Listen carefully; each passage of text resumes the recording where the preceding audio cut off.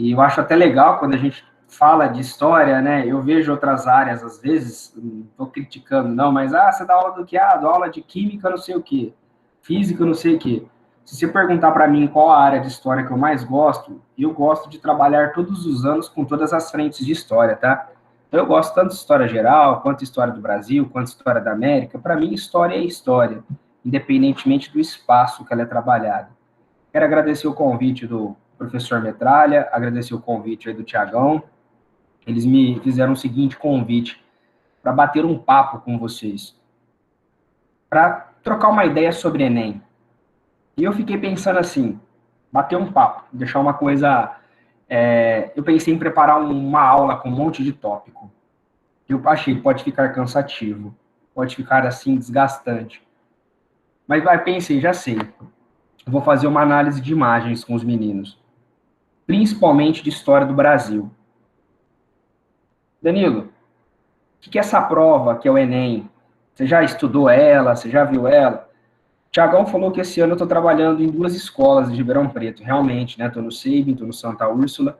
Depois de 10 anos viajando, rodando várias cidades da região e também bem longe da nossa região, eu posso falar para vocês que eu aprendi bastante coisa, conheci diferentes materiais, vi diferentes abordagens de materiais didáticos de história e trabalhei alguns anos atrás ajudando na produção de um material. Depois de uns 3, 4 anos formado, eu fiz um material para um curso, depois fiquei parado e esse ano eu voltei a produzir material didático. E é assim, pessoal, eu gostaria de compartilhar com vocês que escrever material é uma coisa muito chata, tá? Estou sendo bem sincero com vocês. Porque é uma coisa muito chata. É cansativo, é desgastante, né? Aí, ó, tá de prova. É cansativo, é desgastante. Sabe o que é o pior? O cara da sua área vai reclamar. Vai ter uma reclamação. Podia ter tantas aulas ali, quantas aulas ali e tal. Quem escreve material não está na sala de aula, tem erro, sempre tem erro. Beleza, mas se tem uma coisa que o Thiago há de concordar comigo, é o seguinte: isso enriquece a gente em sala de aula. Então, às vezes, você está dando uma aula, você fala, isso aqui caiu no Enem em 2018, isso aqui caiu na FUVEST em 2013, isso aqui caiu em tal lugar em 2012. Você se acostuma tanto com os exercícios, né? Tanto com os exercícios. Tiagão foi autor 14 anos, olha isso. E chega uma hora, Tiagão, que os caras acham que a gente está mentindo, né? Esse exercício caiu tal ano. Mas é verdade. Você fica tão preso fazendo exercícios que você pega alguns macetes. Isso é bom para passar para os alunos. Porque vestibular, meus queridos, ele é muito mais estratégia do que excesso de conteúdo, tá? Essa é a minha opinião. E o Enem, ele tem algumas estratégias para você fazê-lo, inclusive em história, tá? E é o seguinte, por que eu vou trabalhar especificamente história do Brasil com vocês? É o seguinte, o Enem, ele é praticamente 85% de história do Brasil. O restante você divide um pouquinho de história geral, história da América e historiografia. Se você pegar as questões do Enem, predominantemente serão de história do Brasil. E muitas vezes o Enem ele vai trazer 2 coisas. Um texto, que eu sei que você odeia, e uma imagem. Eu sei que quando vocês veem imagem, nossa, não vou ter que ler a Bíblia, como acabaram de escrever aqui. Aí você vê lá a imagem. E a imagem, eu adoro utilizá-las para fazer revisão e para dar alguns toques para vocês. Então, eu vou tentar falar de maneira bem tranquila, bem devagarzinho, para a gente poder fazer uma leve revisão do que as imagens podem falar para a gente, né? Que as imagens, elas são interpretativas. Você pode interpretar uma imagem. É legal que você fique discutindo essa interpretação. Então, eu trouxe aqui para vocês, tá? Vou colocar aqui, vou compartilhar minha tela com vocês. E eu estou com o chat aberto aqui, qualquer coisa, vocês podem pedir aí a minha ajuda. Pessoal, eu sou da época que o Enem era 63 questões, uma redação, e era apenas para avaliar o ensino médio. Quando você ia bem no Enem, você ganhava 3 pontos na FUVEST. Era o máximo que eles davam para vocês. Hoje o Enem virou um dos maiores vestibulares do Brasil, né, um dos mais concorridos. Então, é uma prova que muitas vezes o aluno sai e fala assim, ué, caiu história? Eu não vi. Cadê a questão de história? Sempre cai história. Cai dentro das ciências humanas numa perspectiva de análise. E quando você pega as imagens, aí ó, o Thiago começou a dar no primeiro ano do Enem, olha isso. Quando você pega as imagens, eu vou começar com essa. Essa aqui, se eu fosse resumir para vocês o seguinte, quando o problema, olha, eu estou fazendo estilão bate-papo, hein? Cafezão aqui, tá? Vou dar essa encostadinha, como se eu estivesse conversando de história com vocês. Beleza? Desembarque de Pedro Álvares Cabral, em Porto Seguro, em 1500. Aqui eu falo que todos os problemas do Brasil começaram. Danilo, a corrupção, tá aqui. Danilo, a violência, tá aqui. Danilo, racismo, tá aqui. Tudo que você pensar de desgraça no Brasil começou aqui. Aqui. Aqui você está tendo algumas imagens que mostram, né, os portugueses chegando. E, mais uma vez, a cruz em evidência. Lembrando que o Pablo Neruda dizia que a colonização foi com base na cruz, na espada e na fome. A cruz, a catequização. A espada, a violência. A fome, a consequência para os indígenas. Então, você tem vários pontos aqui que eu acho interessante. Grupos indígenas olhando curiosamente. Uma criança, olha o cursor do mouse aqui, ó. Uma criança meio que perguntando para os pais o que é aquele povo ali, quem que é aquela galera que está chegando. Alguns já se preparando de maneira violenta. Aqui, pessoal, esses índios, eu não vou marcá-los porque eles não têm um padrão de comportamento único. Porque alguns grupos indígenas, como, por exemplo, os tupis, que foram os primeiros que receberam os portugueses, acreditavam que os portugueses eram xamãs, que estavam vindo realizar cura. Da mesma forma que os pré-colombianos acreditavam que os espanhóis, tá, eram ao retorno de um deus chamado Quetzalcóatl, né, a serpente emplumada. Então, existia essa concepção do quê? Existia a concepção de que curas iriam ser feitas, que deuses estavam voltando, mas não eram todos indígenas que pensavam assim. Lembrando que índio, né, ou indígena, vamos pegar a concepção de indígena, são vários grupos diferentes, né? Tem matrizes linguísticas que os separam. Mas não vem ao caso, né? Aqui, eu gosto não, né? Eu comento uma frase do Sérgio Buarque de Holanda, que é uma frase de certa forma pesada. Não foi pacífico. Não foi pacífico. Teve guerra, teve invasão, teve tiro de canhão. E, infelizmente, o primeiro brasileiro, que é a mistura do português com o indígena, nasceu de um estupro. Infelizmente, a nossa história começa assim. Beleza? Tranquilos? Esse outro quadro, né, do Vitor Meirelles, A Primeira Missa, famosíssimo, cai em muitos vestibulares, concursos públicos. Esse aqui dá para a gente analisar várias coisas. Primeiro, o centro da imagem, a cruz. A cruz como centro do quadro. A cruz, meus queridos, ela era o símbolo de civilização. A ideia de levar a civilização aos não civilizados. A cruz estava em cima das caravelas. A cruz, quando você olhava a propaganda das ordens religiosas em cima das caravelas, a cruz vai trazer a concepção, a civilização está chegando. Então, ser catequizado era ser civilizado. Então, eu coloco a cruz no centro. E próximo à cruz eu tenho padres, olha que interessante, e soldados, onde você volta à frase do Pablo Neruda, a cruz e a espada. Então, você tem aqui padres, cruz, padres, soldados. E a população indígena, de diversas maneiras diferentes também. Olha aqui, esse pessoal tentando entender o que está acontecendo, o que é aquilo, o que o padre está levantando. Quem me dera, ao menos uma vez, entender que um só Deus, ao mesmo tempo, é três. E esse mesmo Deus foi morto por vocês. Legião Urbana, índios.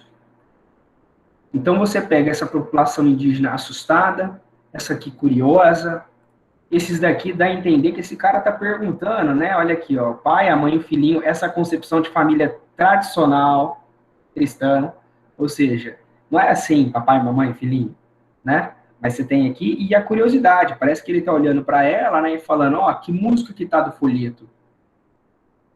Qual música que tá? Onde que eu posso ir no folheto ali? Então, assim, dá a impressão que eles estão aceitando, foi super pacífico essa primeira missa, não teve problema nenhum. E aqui a galera de camarote, ó, que é o pessoal que paga um pouquinho a mais e não fica na pista, tá? Fica em cima, fica no camarote. Beleza? É o que o Nicolas falou, a impressão que dá que eles estão entendendo tudo. Mas não foi dessa maneira. Nós sabemos que não foi assim. Tranquilos?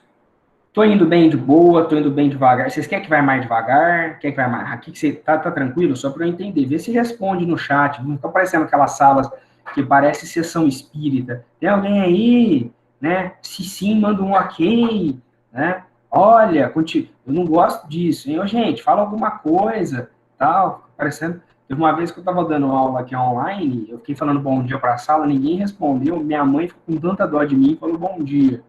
Ô filho, bom dia, viu? Ninguém te responde, mas a mãe te ama. Falei, obrigado, mãe. Tá? Complicado pra você ver o que é a vida do professor no online aí. Essa imagem, que é uma imagem aí do Luiz Monteiro, os funerais do Inca Atahualpa. Atahualpa era o imperador Inca. Olha ele dormindo aqui, ó. Dormindo no descanso eterno, na morte. Calma que ele tinha morrido. O que fizeram que esse cara, você percebe a filha da putagem do povo espanhol, quando chegaram aí nos povos pré-colombianos, né? Astecas, os incas, que acabaram aí sofrendo. Astecas com a invasão do Hernán Cortés e os incas com Francisco Pizarro. Eles sequestraram o imperador inca, pediram resgate do imperador inca. Os incas pagaram o resgate e eles mataram o imperador inca. Legal, né? Os caras sequestram, pedem resgate, os incas pagam o resgate, eles matam. E aí tem um funeral. Esse funeral é um funeral cristão. Cristão, ó. Primeiro, você tem os padres aqui rezando pro corpo de um cara que nem tá acreditando no que eles estão falando, né? Tá morto, é óbvio, né? Mas ele nem acreditar nesse rito de passagem católico, né? Cristão. Aqui você percebe os outros padres evitando, né? Aqui uma Atahualpinha, né?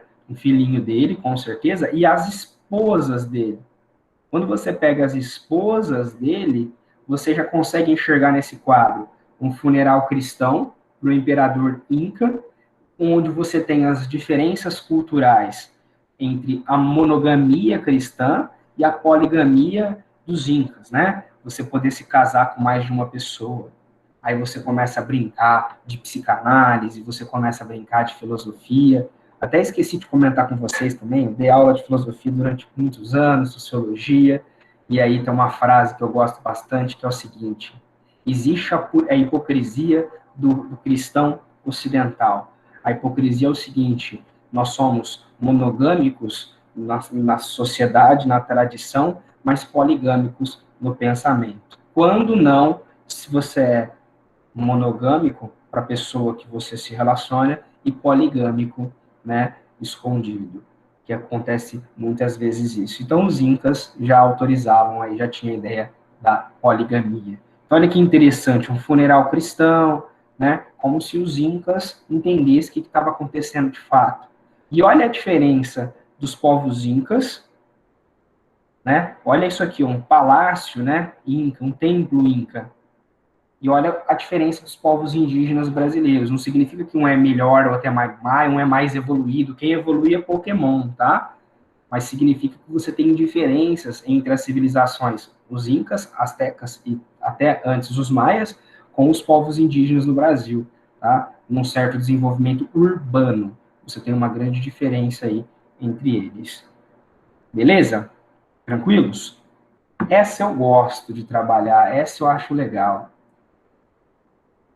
Missão artística holandesa. Um cara chamado Maurício de Nassau, para quem já teve essas aulas aí em Brasil, né?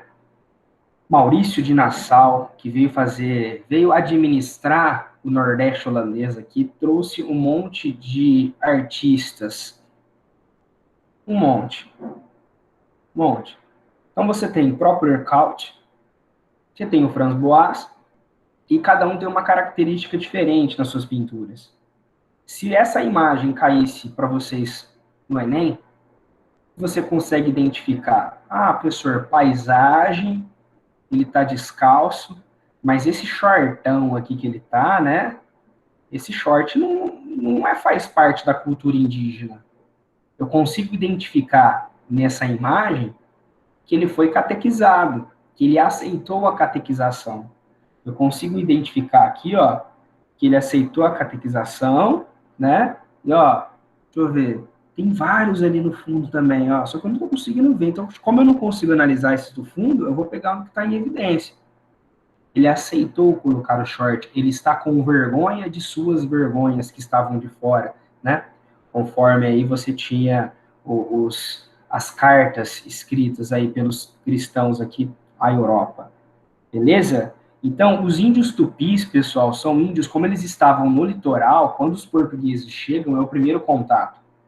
Então, eu não estou falando que é uma regra, mas o tupi aceitou a catequização, né? Aceitou no sentido assim, foi muito rápida a catequização do tupi, diferentemente de outros grupos que fugiram ou para o centro, né? Depois para o norte, e outros grupos que, como você está olhando aqui, um tapuia, não aceitou a catequização. Beleza? Então, esse índio, ele não aceita a catequização. Não. Anu. Tapuia e Aimoré, dois grupos indígenas que não aceitavam a catequização. Não adianta. Tapuia e Aimoré. Eles não aceitavam a catequização. Você podia brigar, eles morriam, mas não aceitavam a catequização. Beleza? Começa a índio aqui, ó, também Tapuia. Essa imagem não só cai, por exemplo, pode ter chance de cair no Enem, como cai em segundas fases de vestibulares aí abertas, questões discursivas. E essa imagem é famosíssima para você poder fazer as análises. Ó, primeiramente, ela não é do Circo de Soleil, tá? Ó, olha aqui. Esse pé não é dela, tá? Porque olha as pernas dela aqui, ó. Esse pé é de alguém, que ela já pode ter comido mais da metade. Ou pegou um pedaço na hora que a galera tá fazendo um ritual de antropofagia. Essa mão também não é dela, porque a mão dela tá segurando essa mão, ó. Ó. Então, ó, essa mão não é dela. Então, o que você está vendo aqui? Ela não aceitou a catequização. Primeiro, porque ela está nua. Tem umas folhinhas aqui que o próprio pintor colocou. Depois que ela está fazendo o ritual antropofágico. E depois, se você analisar aqui, ó, esse cachorro, não é um cachorro, um pincherzinho que se cria em casa, né? Um pug, né? Não é um cachorrinho manso, não é um cachorro doméstico, é um cachorro do mato. É um cachorro selvagem. Então, se ele está manso perto dela, significa que ela é selvagem enquanto ele. Olha aqui, ó. Se eu tenho um animal selvagem que está dócil com ela, não significa que ela seja dócil. Significa que ela seja tão selvagem quanto ele. Então, selvagem com selvagem se entende. Então, essa índia, ela não aceitou a catequização. Você pode ver aí tanto os pés quanto as mãos de geralmente guerreiros que eles acabavam sacrificando, né? Esquartejando e você levava para casa. Geralmente os homens comiam os músculos, que era uma parte para você absorver a força do guerreiro, as mulheres ficavam com essas partes, né? Faziam um mingau com a tripa, com as vísceras, né? Um mingau que as crianças comiam, e mãos, pernas eram divididas entre as pessoas, beleza? Então, os guerreiros eram devorados em rituais. Teve um conto de um francês, para quem gosta de fofoca, que a hora que colocaram ele lá, que eles iam matar ele, começou a chorar, aí todo mundo ficou olhando para ele, né? Chorando? Nossa, soltaram ele, falaram, não, vai embora. Tá querendo devorar você para absorver sua força, e você tá aí chorando, vaza, né? Nossa, professor, que covarde o cacete. Eu chorava, fazia birra, igual criança na porta da ReHap. Eu quero ir embora! Sabe? É fazer uma birra do cara. Mais vale um covarde vivo do que um herói morto. Eu penso assim, tá? Eu também acho, filho. Também acho, concordo plenamente com você. Tranquilos? Tranquilos? Essa imagem aqui, ela pega um monte de gente, que também é dos artistas holandeses. Olha, eu tenho certeza que vocês estão olhando e falam assim, é um africano escravizado. É o primeiro erro. Você achar que por ele ser negro, ele é escravo. Eu sei que a chance dele ser escravo é gigantesca, porque eu estou falando de um período do século XVII, tá? Esse quadro é do século XVII, a missão artística holandesa é 17. Mas o que eu estou percebendo nessa imagem? Professor, do chapéu. Isso. E a roupa? Quando os holandeses chegam no Brasil, eles vão colocar no Nordeste, né? Perfeito, Juliano. As roupas. Que tipo de roupa que é essa? É roupa de protestante puritano. Isso é roupa de calvinista. Então, deixa eu ver uma pessoa saudável. A Isabela tem cara de ser uma pessoa muito saudável, né? Isabela, você comeu já aquelas bolachinhas da marca Quaker, né? Aquelas Quakers, lá, aquelas bolachinhas que tem cereal, que tem uma linha de produtos fits, ou alguém aqui já comeu, às vezes a Isabela sumiu aí, né? Ela já sabe qual é. Você já viu o homenzinho que tem desenhado lá naquela... Ó, Thiago, aquele homenzinho, você procurar aí, Thiagão, ó, essa roupa do homenzinho é a mesma que ele está usando. É que os protestantes calvinistas, e dependendo do lugar que eles foram, eles receberam nomes diferentes. Então, por exemplo, um calvinista na Inglaterra vai ser chamado de puritano. Um calvinista na França vai ser chamado de huguenote. Um calvinista nas colônias norte-americanas, futuros Estados Unidos, também vai ser chamado de puritano. Só que dentro desse puritanismo sai uma linhagem mais rígida que é chamado de Quakers, que é uma linhagem de dentro do puritanismo mais rígida do que os puritanos. É onde tem o carinha da bolacha com essa mesma roupa aqui. Beleza? No Brasil, os calvinistas são chamados de presbiterianos. Então, esse africano não significa que ele é escravo. Ele, pelo contrário, ele não está com roupa de escravo, ele está com roupa de calvinista. Ele, além de ser homem livre, ele é convertido ao puritanismo, ao calvinismo. Beleza? Tranquilos? Eu sabia, Isabela, que você já tinha experimentado, que você é uma pessoa saudável aí, tá? Pelo menos o pessoal tem jeito, a pessoa saudável. Eu não sou saudável coisa nenhuma, não. Eu gosto de comer torresmo, gosto de tomar cerveja, né? Dei aula em Minas, cachaçinha, tipo, abrir apetite, é uma delícia, tá? Então, eu sou suspeito de falar. E, leilão, hein? Leilão, hein? Tem uma galera super saudável aí, vida faz corre todo dia e tal. Capaz de embarcar antes que eu ainda, viu? Capaz de embarcar antes que eu, para fazer até um bolão aí depois. Beleza? Debré. Esse cara, os vestibulares de modo geral gostam. Enem, então, quando se fala de escravidão, o Enem, então, suspeito de falar. Análises de imagens do Debré. Cai, não adianta, cai. Primeiramente porque você está vendo aqui escravos de ganho, que é um escravo urbano. Danilo, como você sabe que eles são escravos de ganho? Primeiramente que eles estão numa loja, eles estão comprando. Se eles estão comprando, eles ganharam dinheiro para comprar algo. Então, eles receberam, eles não foram na loja roubar a loja, tá? Esses escravos, eles eram chamados de tigres. Por que tigres? Tá vendo esses baldes aqui? Esses baldes, eles carregavam fezes, merda. Esses escravos, eles pertenciam a um proprietário que cedia eles para trabalhar na cidade. Em troca disso, esse proprietário deixava uma pequena porcentagem com esse escravo. Com o tempo, esses escravos de ganho, eles vão conseguir a sua alforria, tá?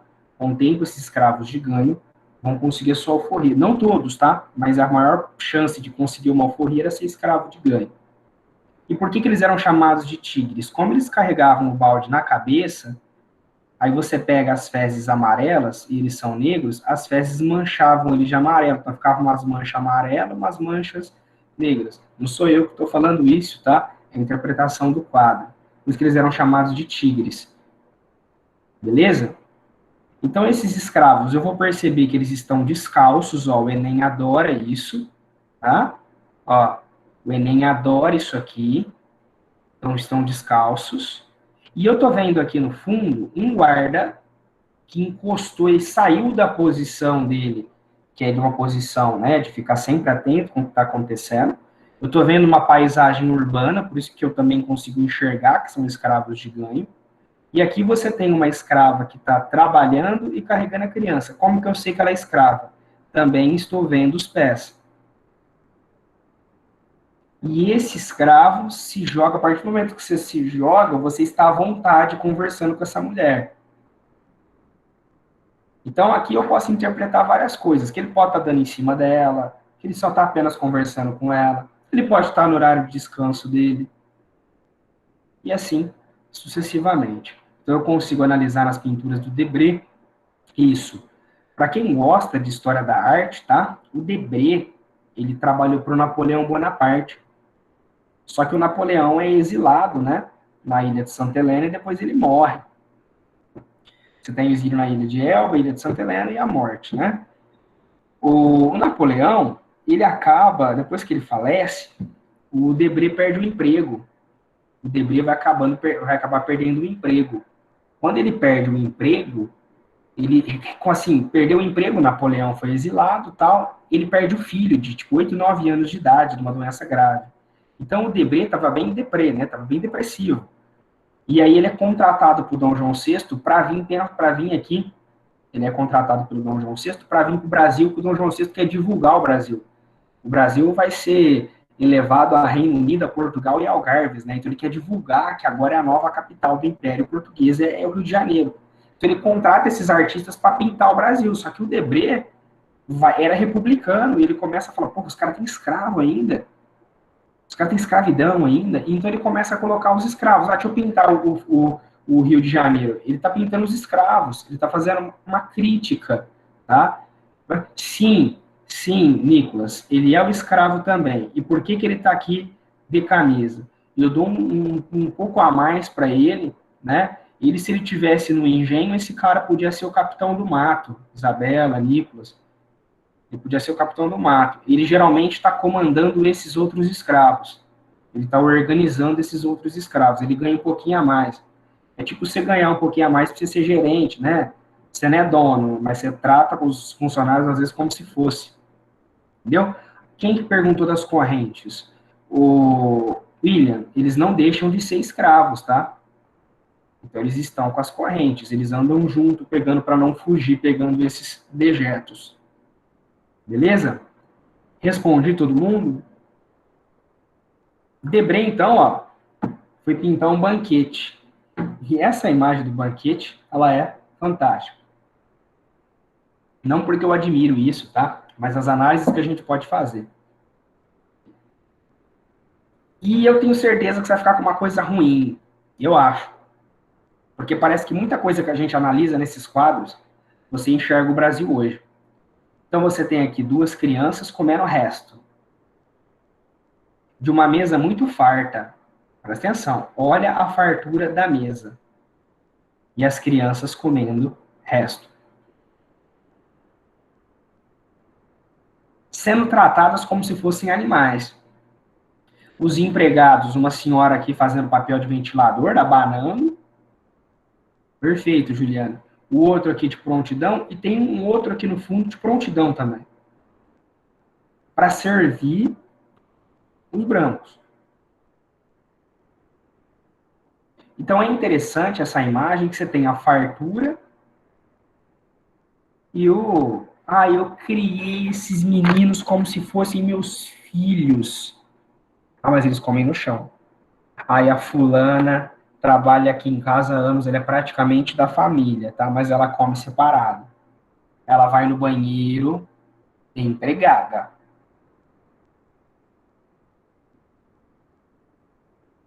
É complicado. Fulana, você não quer ir na viagem com a gente, na praia, tal, tal, quero, tal, tal, tal, tal. Ela vai lá trabalhar. Então são muitas coisas que a gente consegue analisar nos dias de hoje. Não só nessa imagem, como nessa. o vendedor de flores e de fatia de coco. Aqui é um escravo de ganho também. Olha, ele está descalço, então ele é escravo. E aqui, essas senhoras aqui, né, tanto a senhora quanto as suas escravas, você já vai ter uma diferença que é muito interessante. Então, ó, ele está fazendo a venda, ele vai ganhar uma porcentagem baixíssima dessa venda. As de trás também são, né? Todas elas, Juliana, todas. Ó, essa daqui, ela tá até com um sapato muito parecido com o da senhora. Mas isso não significa que ela não seja escrava. Quem vai pagar a flor? A senhora. Mas quem vai tirar o dinheiro da bolsa? A escrava. Quem vai pagar a fatia de coco que o molequinho deve estar falando? Eu quero fatia de coco, eu quero. Pode ver que o molequinho já tá ficando bundudo aqui, tá? Tá engordando já, de tanto comer doce. Imagina quando começar a tomar cerveja, né? Tá uma bola, vai explodir, né, tadinho? Né? Eu que o diga. Tô falando de mim, beleza? Sorte que eu não gosto muito de doce. Eu troco doce por cerveja. E aí é o seguinte, então você tem aqui essa escrava aqui, Danilo, como você sabe que ela é escrava? Porque algumas escravas ganhavam funções domésticas. Entre essas funções domésticas era cuidar, administrar o lar. Porque olha as outras aqui, ó. Mas, Danilo, por que ela tá bem vestida? Sabe por quê que ela tá bem vestida? Ai, gente, sabe o que a gente vai fazer? Então, olha só, a fulana trabalha na nossa casa há anos. Ela viu os filhos crescer, praticamente. Eu acho injusto ela não ir na formatura do Enzo. Vou colocar o nome de Enzo, porque o Enzo é o nome aí. Desculpa se tem algum Enzo na sala, mas Enzo é o nome. A seleção de 2028 vai ter Enzo no gol, Enzo lateral direito, Enzo Silva de Jair. Vai ser a seleção dos Enzo, né? Mas beleza. Então, eu quero tanto que a minha funcionária do lar vá na formatura, tal, tal. Aí você chega, você quer ir na formatura? Eu quero, tal. Mas espera aí, nós vamos sair, nós vamos comprar uma roupa que você não vai atrás de mim vestida de qualquer jeito. Você não vai atrás de mim na formatura vestida com qualquer roupa também, né? Sentar na minha mesa, né? Então, geralmente, essas escravas com funções administrativas, como elas acompanhavam muitas senhoras dela em lojas, em lugares, elas andavam mais bem vestidas. As outras, e o outro aqui no fundo, geralmente para servir o que for aí necessário. Beleza? Tranquilos? Aqui, você tem o chapéu como característica de escravo de ganho, tá? Eles estão fazendo as barbas aqui de dois escravos. Agora, isso aqui ficou muito, esse quadro ficou muito confuso, assim, no sentido de a gente poder analisar. Eu posso ver a jogatina aqui no fundo, negros fazendo a jogatina, tá? Que era jogos, né? Era muito comum esses jogos nas ruas. A impressão que dá que é aqueles jogos de saquinho, né? Você vai pegando saquinhos. Não sei se é. Aqui você tem esses escravos que estão fazendo a barba, tudo indica que podem ser escravos de ganho também, que tem que ter uma boa aparência para você poder trabalhar. Vocês sabem que tem lugares, lojas até hoje, que você tem um padrão para trabalhar. Barba feita, não pode ter barba, você tem que estar não sei o quê.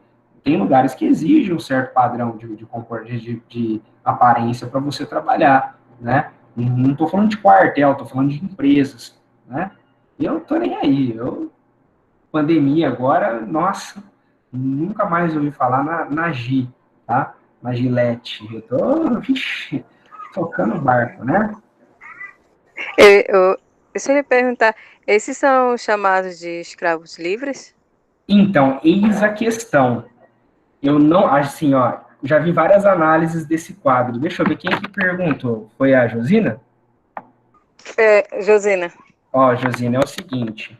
Aqui, nas análises desse quadro que eu já li, não dá para saber se eles acabaram de ser libertos ou se eles são escravos de ganho. Escravo de ganho, Josina, não é escravo livre.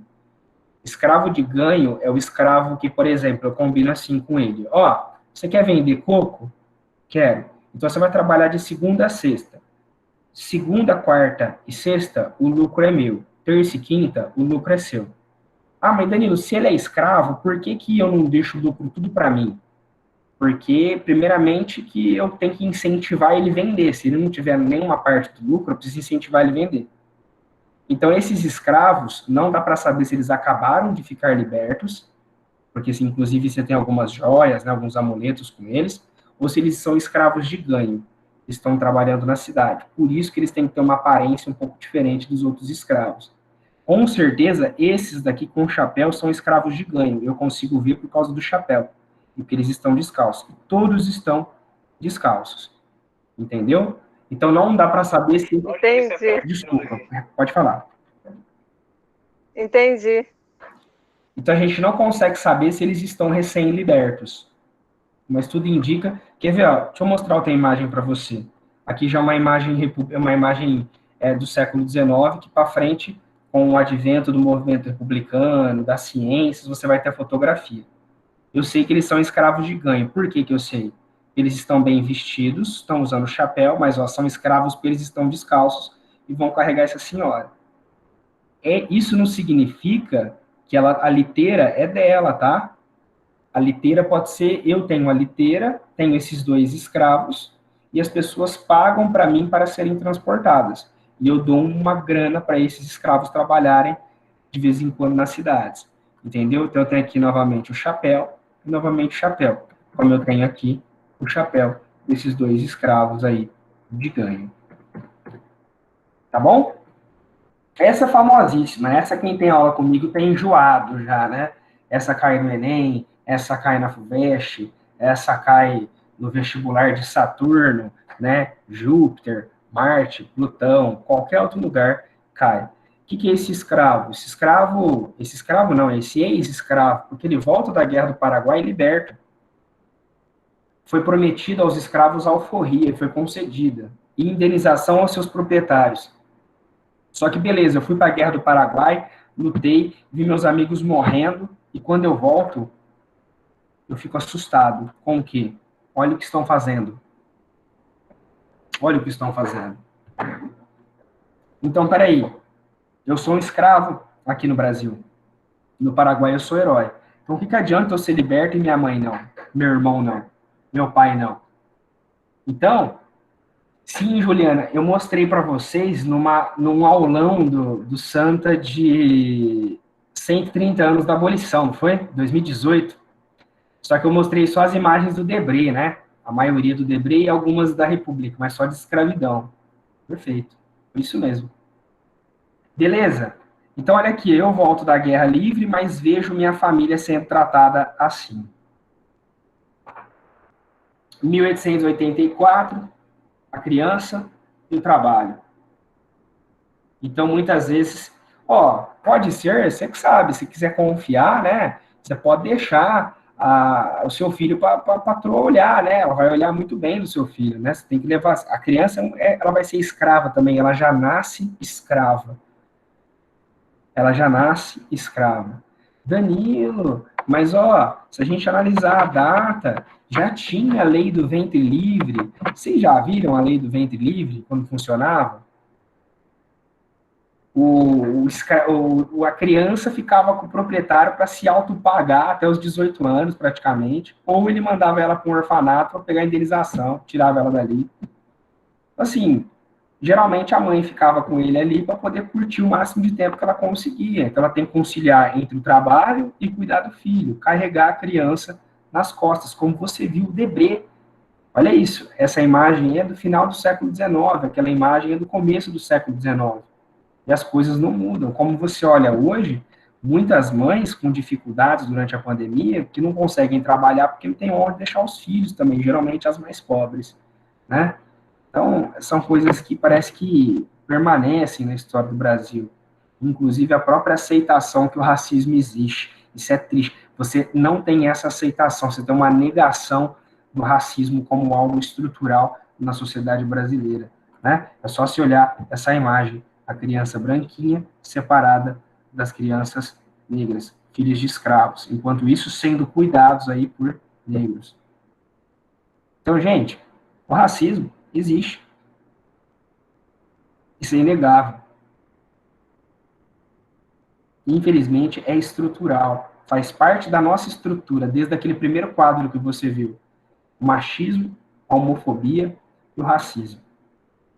Faz parte da nossa sociedade, da nossa cultura isso. E a gente tem um desafio. Desafio 1. Desafio 1. Desafio 1. Aceitar o racismo. Desafio 2, não só aceitar, lutar contra o racismo. Entendeu? As crianças brancas tinham uma criança negra como brinquedo. Perfeito. Como caiu já uma criança em cima da outra, né? Uma imagem aí de uma criança em cima de uma escrava, uma criança em cima da outra. Já eu mostro. Essa aqui caiu no Enem, ó. Ninguém viu o sapato. Esses escravos já não, esses negros já não são mais escravos, eles são recém-libertos. Porque eles estão de sapatos. A primeira coisa que você fazia era comprar um sapato. Para você mostrar para a sociedade que você não é mais escravo, você não usa mais, você não fica mais descalço. Já vi algumas pessoas dizendo que o certo é falar pessoa preta em vez de pessoa negra. Então, Brian, existe essa discussão, cara, que é o seguinte: se você for analisar a cor da pele, se for analisar a cor da pele é preta e eu sou branco. Aí você vai falar o asiático é amarelo e o índio é vermelho. É que negro traz uma conotação da Grécia como algo ruim, né? Algo obscuro, algo ruim. Só que se você for analisar por etnia, porque raça não existe. Raça é humana, tá? Só que você vai preencher questionário hoje, tem questionários que falam só a raça. Vai estar lá branco, negro, índio, tem isso. Raça é uma só, raça é humana. Então, se você falar, Brian, em relação à etnia, negro não está errado. Porque a etnia é africana. Se você utilizar a cor da pele, aí a cor da pele é preta, como a minha é branca. Só que aí você vai olhar para o índio e vai falar que ele é vermelho e o asiático é amarelo. Então, existe essa discussão na sociedade em relação a isso, tá bom? Como peste negra, né? Ah, o caos era negro. Então, você tem aí a ideia da coisa do obscuro, de negro, né? Que vem lá da Grécia Antiga, da palavra grega. Tudo bem, Guilherme, sem problemas. Eu que agradeço. Aí, né? Vai ser um prazer. Qualquer dúvida, estarei à disposição, inclusive para todos vocês. A Isabela pergunta: você acha naquela época que existia racismo inverso? Negros? Não. Isabela, é muito difícil falar a existência disso. É assim. Uma coisa é falar que eu já sofri racismo. Os caras no futebol me chamavam de queijo. QJO, porque sou branco pra caramba. Olha que apelido racista tal. Olha, eu me senti ofendido. Não, porque eu sou branco pra caramba, né? Eu odeio o sol, eu fico muito vermelho, parecendo extintor no sol, né? Eu acho muito difícil você falar que existiu. Você tem quase 400 anos de escravidão, você falar que branco se sentiu ofendido por negro. Eu acho muito difícil. Não teve. Se fosse assim, ô Isabela, 200 anos de escravidão dos africanos e 200 anos de escravidão europeia, eu acho que isso poderia até acontecer, mas não foi. Você teve aí grupos de pessoas sendo escravizadas de acordo com a cor da pele. Isso é um cúmulo. Beleza? Eu não acredito no inverso. Hoje em dia também não. Hoje em dia eu discordo que existe o racismo inverso.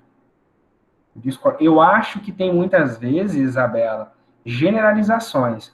Então, por exemplo, uma vez estava fazendo uma discussão numa roda e eu utilizei a palavra tribo para África. E aí um pessoal do movimento negro ficou bravo comigo, falou: olha, não se usa tribo para África. A África tinha reino. Eu falei: não, mas antes de ser reino você tem uma evolução, né?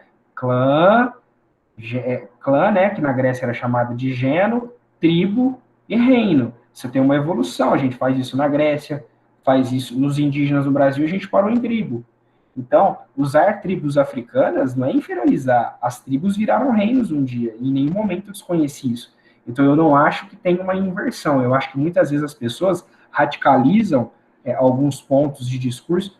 Nossa, vai falar que eu usei um termo tribo, que não é um termo errado, tá? Não é um termo errado, e aí, olha, você falou tribo, você está inferiorizando. Não, isso não. Então, às vezes, as pessoas generalizam o discurso do outro para criar um conflito. Mas isso acontece tanto em relação ao movimento feminista, as pessoas que não entendem o que é feminismo, que é um movimento muito bonito, muito interessante, né? Em relação ao socialismo, em relação ao liberalismo, em relação ao conservadorismo, né? Então, você tem generalizações em muitos discursos, mas eu não acredito na inversão, tá? Eu não concordo com a inversão devido ao passado que nós tivemos, onde as pessoas eram escravizadas pela cor da pele, porque era lucrativo, tá bom? Essa é famosíssima também, Tiradentes esquartejado, né? Então você tem aqui algumas mensagens comparando a imagem do Tiradentes com Jesus Cristo e o corpo formando aí o mapa do Brasil, né? Transformando Tiradentes num herói nacional, o que não foi. Tiradentes, já quem teve aula de Inconfidência Mineira sabe, né, que é uma mentira falar que o Tiradentes é herói nacional, pelo amor de Deus, né? Tiradentes era o mais pobre, o único que morreu, inclusive, da Inconfidência Mineira. Os ricos inconfidentes ficaram todos vivos, exilados, né? Uns foram para um espaço, outros foram para outro espaço, mas o Tiradentes não é herói. E o Tiradentes, ele é esquartejado, pessoal, no ano de 1792, tá? Ele é esquartejado no ano de 1792. Desculpa, 1793.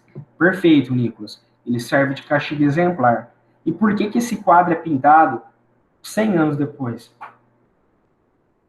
Analisa que em 1889 tivemos a proclamação da República. Quem mandou matar Tiradentes? A monarquia. O que a República está falando? Olha o que a monarquia fez com um cara que era um herói nacional. Olha o que a monarquia fez com o Tiradentes. Ele era o nosso herói. Então você tem esse discurso do Tiradentes como um herói, né? Que não é. Então quem acha, inclusive é feriado no dia 21 de novembro. E não é feriado no dia 22 de novembro, que aquele primeiro quadro que vocês viram, que foi o maior genocídio que já aconteceu no Brasil. O tanto de índio morto e indígena estuprada, né? Crianças mortas. Tinha que ser feriado dia 22 de abril, e não no dia de um herói que foi construído para consolidar uma transformação política. Comparo ele com Cristo, mostro que ele sofreu, né? Mas o Brasil é assim, a criação de mitos e de heroísmo, tá bom? Quem teve aula comigo, trabalhou aí o Grito do Ipiranga, né? Independência ou Morte, que é trecho do hino nacional, o Dom Pedro no meio, a população às margens, né? Tudo que se acontece no Brasil, perfeito, Juliano, é sempre de dentro do palácio para fora e não de fora para dentro. As transformações políticas estão sempre, as pessoas estão sempre por fora delas, né? E a gente está tendo uma tendência muito triste, porque as pessoas estão deixando de ir votar. E quando você deixa de ir votar, você deixa de acompanhar a política, você fica por fora de tudo que está sendo aprovado, tudo que está sendo feito. E aí você tem um país que, se fosse na Revolução Francesa, eu acho que a Bastilha cairia na nossa cabeça, né? O brasileiro não ia derrubar a Bastilha.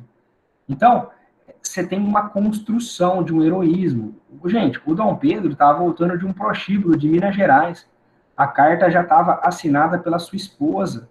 A Leopoldina já tinha assinado a carta de independência. E aí ele, para fazer uma graça, levanta a espada. Ele estava vomitando, né, dor de barriga no rio, nas margens do Rio Ipiranga. E você tem a construção do heroísmo, que infelizmente faz parte do hino nacional, né? Ouviram do Ipiranga as margens plácidas de um povo heróico, dobrado retumbante. Você fala, porra, né? É o melhor hino do mundo, né? É a gente cantando e a gente dá emoção, aí a gente toma 7-1. Parece que todo dia no Brasil a gente toma um 7-1, né? O 7-1 Brasil-Alemanha, parece que todo dia a gente sofre com isso. O povo não participa da política, as transformações são sempre no sentido a Guarda Nacional na obra que nem existia. Perfeito, né? A guarda, essa tem como se fossem os dragões ali, né? Isso. Esse quadro, né, o Nicolas, ele é de 1888, né? Então, foi em 1822. Então, os caras constroem uma pintura posterior utilizando imagens do período. Beleza? Tranquilos? Pessoal, ó, às vezes tem alguém que vai prestar algum vestibular militar aqui e tal. Eu adoro o hino nacional, viu? Eu acho o hino mais bonito que existe. Só que é o hino que mais negligencia uma história. A gente não fala do negro, a gente não fala do índio, a gente não fala do europeu, a gente só fala de heroísmo que foi construído, natureza, porque quando você fala de natureza tudo é bonito, né? Gigante pela própria natureza. E é isso, você fala natureza e falso heroísmo. Natureza e falso heroísmo. Né? Virás com um filho teu, não foge à luta. Foge sim. A galera cagona aí, que vai fugir. Né? Então, assim, tá aí mais uma construção de imagens, não me empolgo.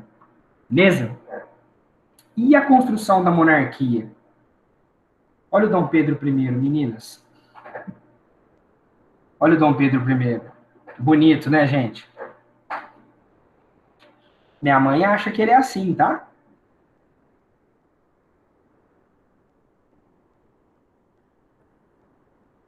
Então, ele, minha mãe acha que ele é assim a Globo fala que é ele. Assim é como ele mandava se pintar.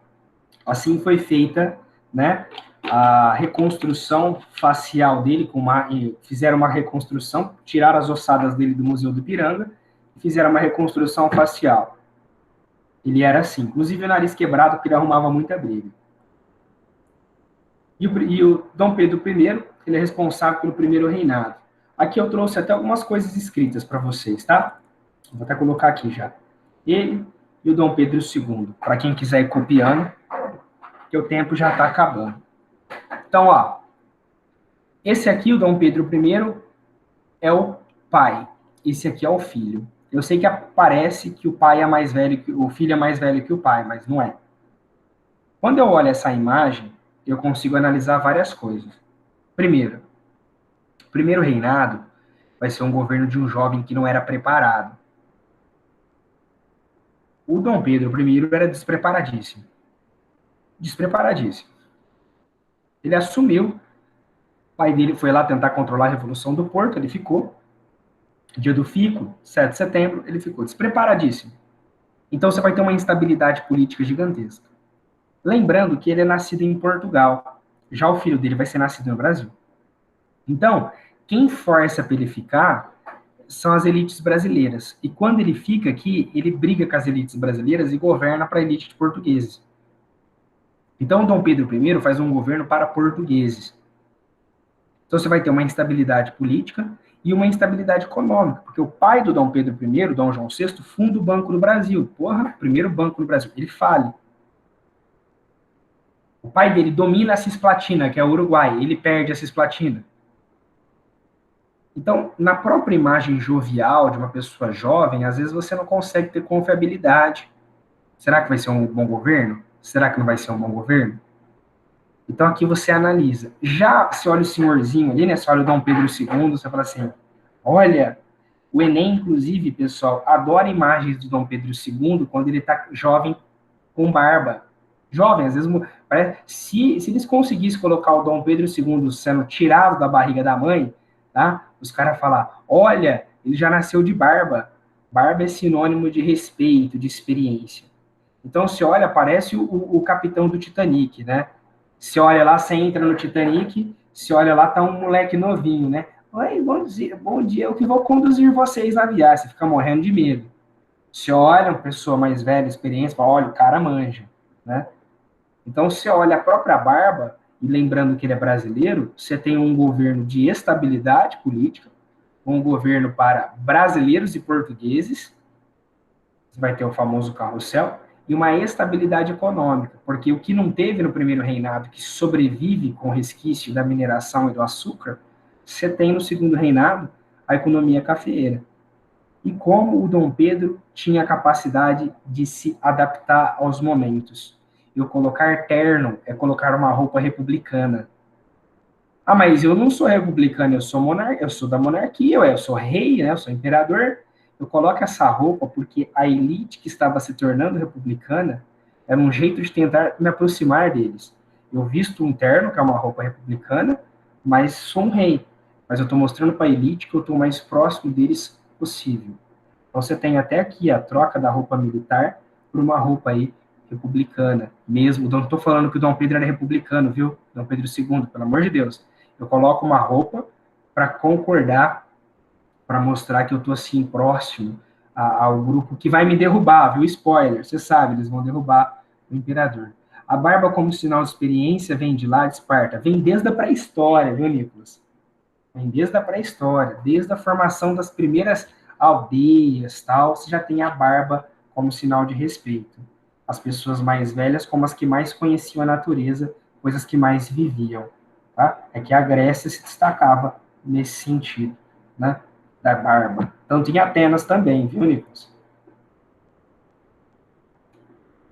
Tranquilos? Tira uma foto aí, para poder passar, para não estourar muito tempo, senão vocês vão mandar embora daqui.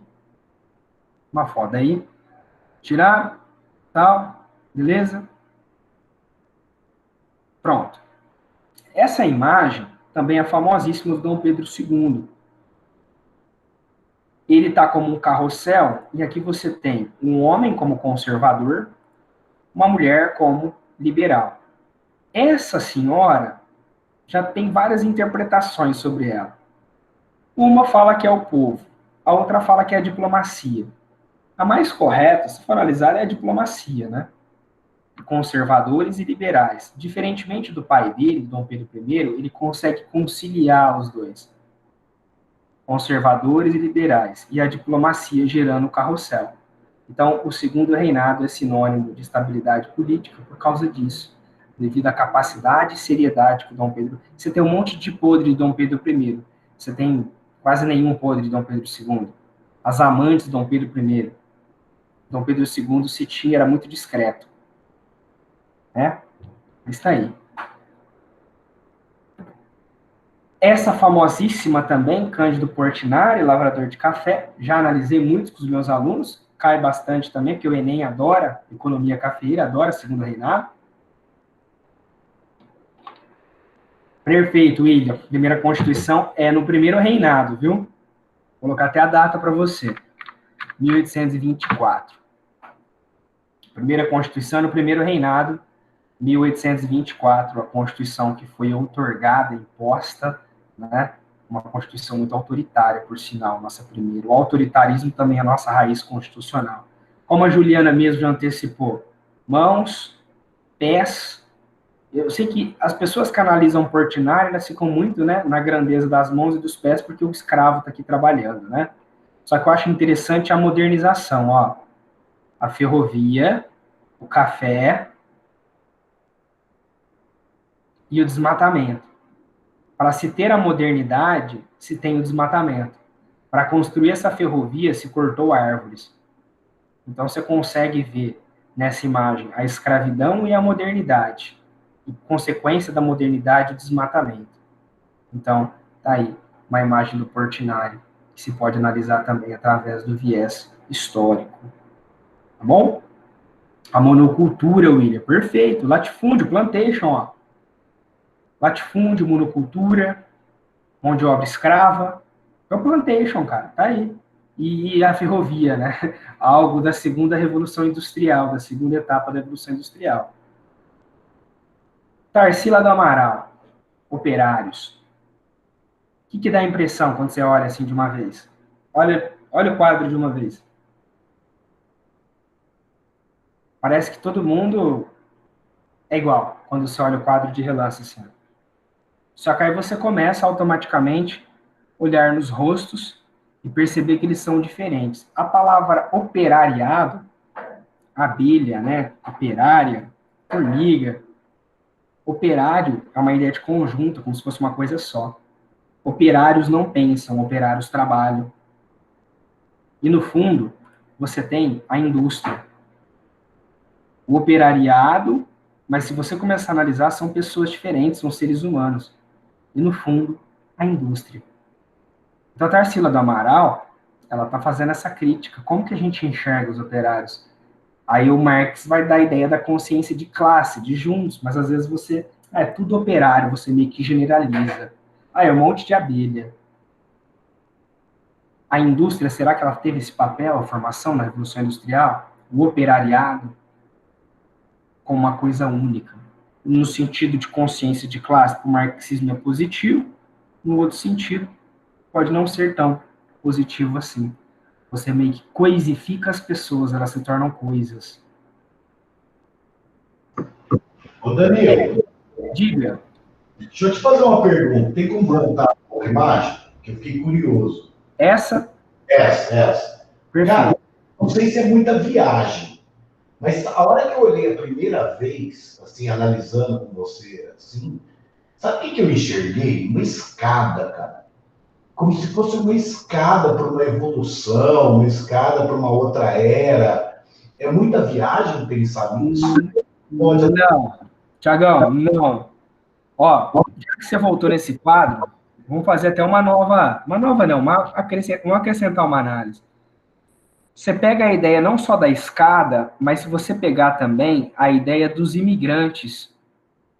Então, por exemplo, a segunda onda de imigração no Brasil, você tem sírio-libaneses, japoneses, muitos deles que vieram para trabalhar na indústria, diferentemente da primeira leva de imigrantes que vieram exclusivamente para o campo, concentrando mais alemães e italianos. A ideia da escada, cara, né?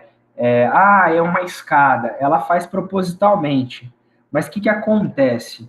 Que tem mais brancos que negros nessa imagem? Já te respondo também, Ana, já te respondo também. A ideia da escada, Thiago, é uma ideia também visual, porque automaticamente você vai olhando de baixo para cima, assim, e aí depois que você... É um movimento tão interessante que a Tarsila faz você fazer, que você olha de baixo para cima, depois automaticamente você faz de cima para baixo. Aí na terceira vez que você passa, você começa a ver que tem pessoas diferentes nas imagens. Então, não tem uma questão de hierarquia ali, viu, Thiago? Tem uma questão de como você vai olhar a imagem. Como se fosse olhando de baixo para cima, depois de cima para baixo. Aí depois você começa a analisar os rostos diferentes, tá bom? Respondendo a Ana, por que tem mais brancos do que negros? Porque as indústrias, quando elas surgem no Brasil, Ana, a abolição é 1888, tá? Se você pegar o primeiro surto industrial aí, não vou falar da Era Mauá, tô falando do século XX, 1910. Inclusive, os corintianos aí é quando nasceu o time de operários, o Corinthians, né? É o seguinte, nesse período, você tem um período recente pós-abolição. Não era comum você contratar negro para trabalhar na indústria, porque você não considerava mão de obra qualificada para a indústria. Por isso que você chama imigrantes, mas você não chama o negro.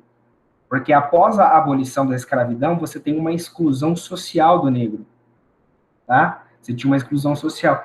Então, Juliana, esse processo, você está falando da atração do imigrante. Você está falando, não da mão de obra. Isso, isso. Da atração do imigrante, eu não vou trazer mais imigrantes negros, desde a primeira leva de imigração, porque você tem a ideia de branquear a sociedade. Tá? Mas acho que a pergunta da Ana foi no sentido de ter mais trabalhadores na indústria branco do que negro. Eles não acreditavam que os negros tinham qualificação para trabalhar na indústria. Entendeu? Por isso que você vai ter, né? Isso. E, ó, nessa época, eu achei até legal que os caras colocaram alguns orientais aqui, só que os orientais, né, japoneses principalmente, eles vão nessa época trabalhar no campo. E pouquíssimos na indústria, mas alguns irão trabalhar na indústria. Isso. Perfeito, perfeito, Juliana. A ideia do negro como trabalho braçal, ainda, e não qualificado para a indústria. As algemas preconceituosas da escravidão. Olha o Tulinho aí, gente. Olha o Tulinho Vargas. Getúlio Vargas anuncia a descoberta de petróleo no Brasil, né? A fundação da Petrobras. O que você vê na mão dele? O petróleo. E quando eu mostro o petróleo para o povo, eu estou falando que o petróleo não é meu. O petróleo é nosso. Por isso que vai chamar Companhia O Petróleo é Nosso, a atual Petrobras. Eu sou populista. Tudo que é do Brasil é de vocês. Nada é meu. Tudo é de todos. Então, num simples gesto, eu consigo mostrar o que o petróleo vai fazer para todo mundo. Então, você já tem nessa imagem, nessa foto, o populismo explícito. Que o Lula depois vai tentar, né? Ele vai mostrar, inclusive, a mão dele, que ele não tem um dos dedos, tal, e vai tentar replicar essa imagem. Quando eles acham pré-sal, o Lula vai lá, né? Suja lá a mão e mostra pro pessoal, assim, olha aqui, ó, petróleo é de vocês, aqui vai vir o FIES, aqui vai vir o ProUni, replicando aí essa imagem do Getúlio Vargas, né? Do populismo. E essa imagem? Pelé, gente, e para quem não conhece aqui, esse aqui é o Médici. Copa de 1970, para frente Brasil, vamos com a seleção, né? A Copa, como se o governo também tivesse em progresso. A seleção, estando em progresso, vencendo a Copa, o Brasil também, né? Vamos todos juntos, para frente o Brasil, vai com a seleção, né? Ou seja, o Médici, ditador no Brasil, na época presidente da ditadura civil e militar aqui, né? Civil porque foi apoiada pelo povo, o Médici junto com o Pelé, né?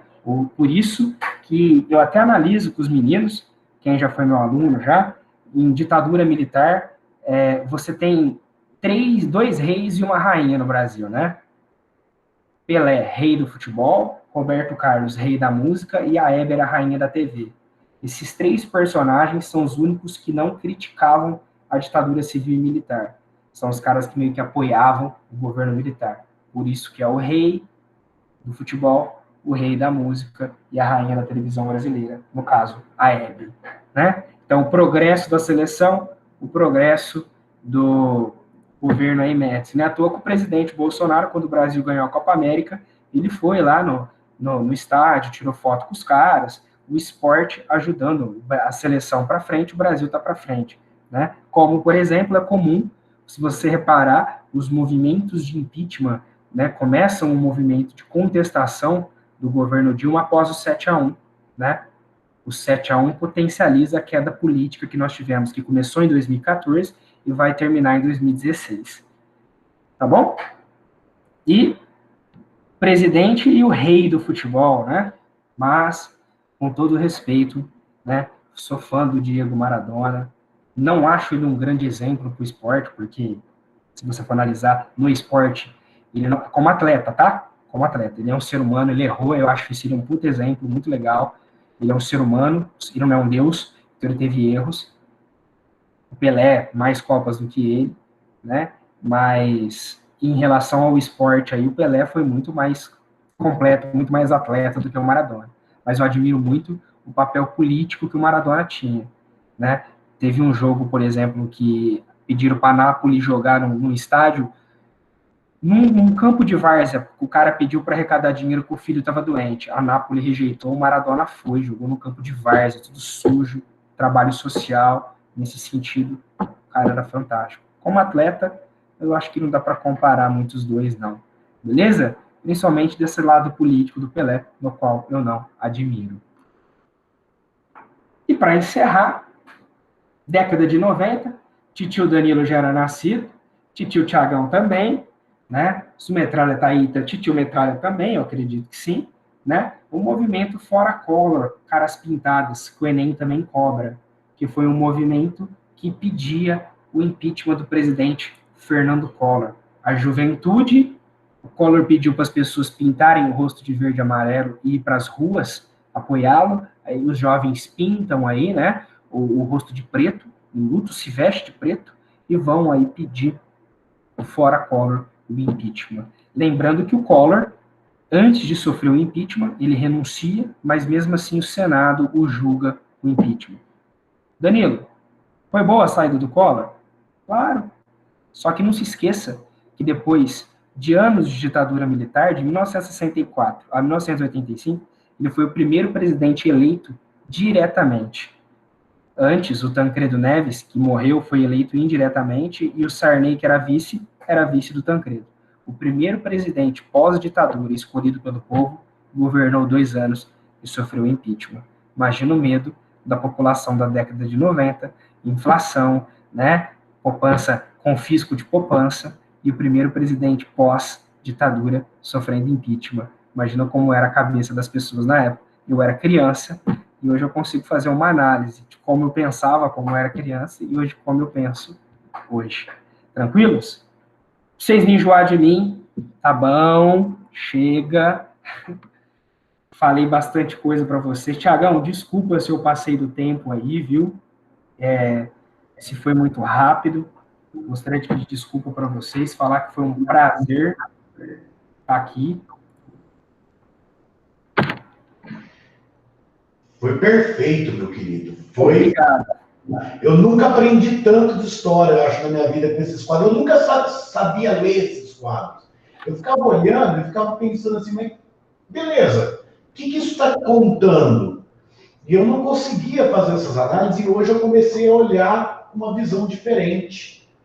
Igual, eu nunca tinha pensado naquele quadro, anterior da aula de hoje, naquele quadro das mãos e pés grandes, que era o trabalhador, do Cândido Portinari. Hoje, você colocou a imagem, já veio na minha cabeça isso, devido às análises que você foi fazendo anteriormente, de reparar os pés. Cara, eu só tenho que te agradecer, foi muito legal, foi muito bacana. Obrigado por você ter doado esse tempinho para esses meninos, tá? Eles são assim mesmo, você pode ver, teve interação no chat, uma educação esplêndida, até para sair da live, você viu que pedem. Os que não puderam comparecer, eu estava olhando o chat do WhatsApp do grupo aqui, um monte de gente falando, desculpa, eu tenho um compromisso, vou assistir a gravada, pede desculpa para o professor, só para você ter ideia da galera que nós estamos lidando.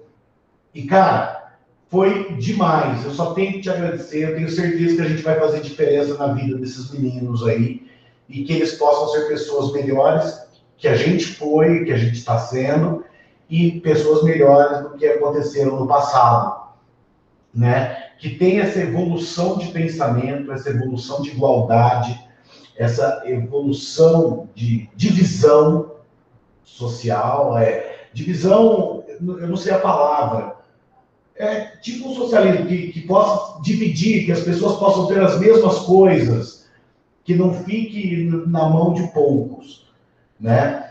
E porque esse pessoal que vai estudar, que quer estudar, é a elite do nosso país, né?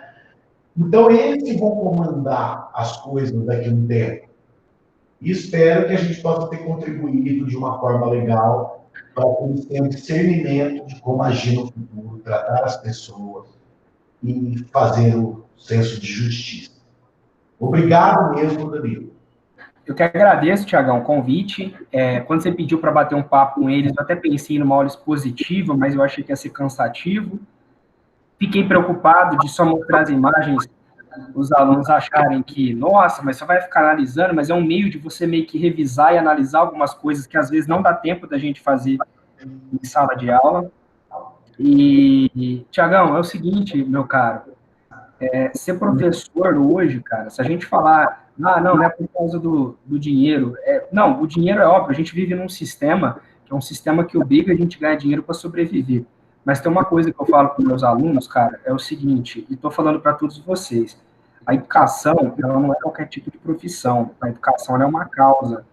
Então, quando eu deixar de acreditar que o que eu fiz agora vai mudar a vida de alguém, eu não subo mais, não entro mais numa sala de aula, não escrevo mais numa lousa, eu vou trabalhar com qualquer outra coisa, porque dinheiro se ganha em qualquer outro setor. A educação é uma doação muito maior que isso. Parabéns pelo projeto seu, Metralha. Fiquei muito feliz, Josina, aí, você falou pessoal de fora do nosso estado.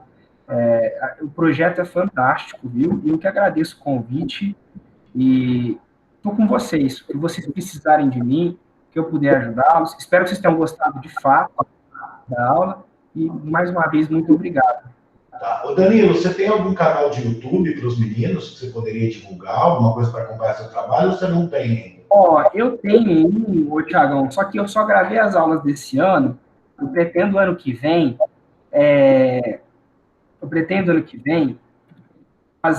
pegar esse canal e até soltar algumas aulas. Eu tô meio traumatizado com a aula online esse ano. Eu tenho meu Instagram aqui, que eu posso passar para os meninos, se eles tiverem alguma dúvida, se eles quiserem conversar, se quiserem me adicionar, o pessoal do Santa Úrsula já tem, tá? Eu não tenho vergonha de falar, não, eu fiz Instagram por causa da pandemia, eu não tinha Instagram, eu fiz para ajudar os alunos, inclusive.